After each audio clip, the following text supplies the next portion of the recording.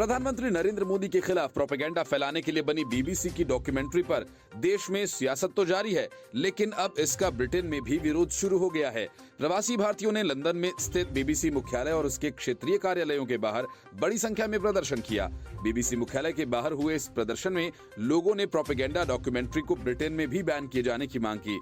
इस दौरान प्रदर्शनकारियों ने बॉयकॉट बीबीसी, ब्रिटिश बायस कॉर्पोरेशन और stop the Hinduphobic narrative, BBC शर्म करो, भारत माता की जय जैसे नारे वाली तख्तियां लहराते दिखे। कुछ प्रदर्शनकारियों ने तिरंगा लहराते हुए बीबीसी के विरोध में नारे भी लगाए। प्रदर्शन कर रहे लोगों ने मीडिया से बात की। एक प्रदर्शनकारी ने कहा कि मीडिया संस्थान की डॉक्यूमेंट्री एक प्रोपेगेंडा है जिसमें प्रधानमंत्री नरेंद्र मोदी को लेकर झूठ फैलाया गया। डॉक्यूमेंट्री में बीबीसी ने अपने इंटरव्यू को काट दिया और वही दिखाया जो उनके एजेंडे के अनुकूल था।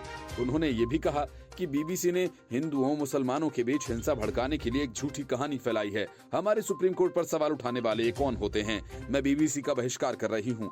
वे अब इसे क्यों दिखा रहे हैं? 2024 में मोदी को रोकने के लिए बहुत सारी शक्तियां काम कर रही हैं, लेकिन मुझे लगता है कि वो फिर से जीतेंगे। एक अन्य प्रदर्शनकारी ने कहा कि हाईकोर्ट ने इन दंगों की जांच में 10 साल लगाए। मोदी को सभी मामलों में बरी किया गया, फिर भी बीबीसी इसके बारे में बात करता रहता है। बीबीसी को दूसरे देश के मामलों में दखल देने का कोई अधिकार नहीं। बीबीसी यूके में ग्रूमिंग गिरोहों की जांच क्यों नहीं कराता? क्या बीबीसी ने ब्रिटिश साम्राज्यवाद की बदहाली पर कोई डॉक्यूमेंट्री बनाई है? बीबीसी मुख्यालय के बाहर प्रदर्शन वाले प्रदर्शनकारियों का कहना है कि बीबीसी ने गोधरा ट्रेन में मारे गए हिंदुओं के एक भी परिवार का इंटरव्यू नहीं लिया। उसका एजेंडा इस्लाम समर्थक और भारत विरोधी है। वे दूसरे पक्ष को नहीं दिखाता। बीबीसी मोदी और भारत को बदनाम करने के लिए एक एजेंडा चलाता है। एक अन्य प्रदर्शनकारी ने कहा कि डॉक्यूमेंट्री पूरी तरह से एक तरफा है, दोनों पक्षों को नहीं दिखाया गया।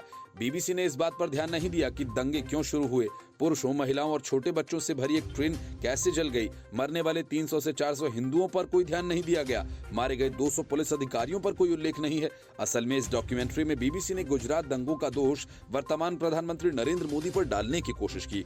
यही नहीं, उनकी छवि इस्लाम विरोधी दिखाने की भी कोशिश की गई। 2 पार्ट में बनाई गई बीबीसी की सीरीज में प्रधानमंत्री मोदी और भारत के मुस्लिमों के बीच तनाव की बात कही गई है। बीबीसी ने मोदी सरकार के देश के मुस्लिमों के प्रति रवैये, कथित विवादित नीतियां, कश्मीर के विशेष दर्जे को खत्म करने और नागरिकता कानून को लेकर भी सवाल उठाए। बीबीसी की डॉक्यूमेंट्री पर सरकार ने सख्त रुख अपनाया है।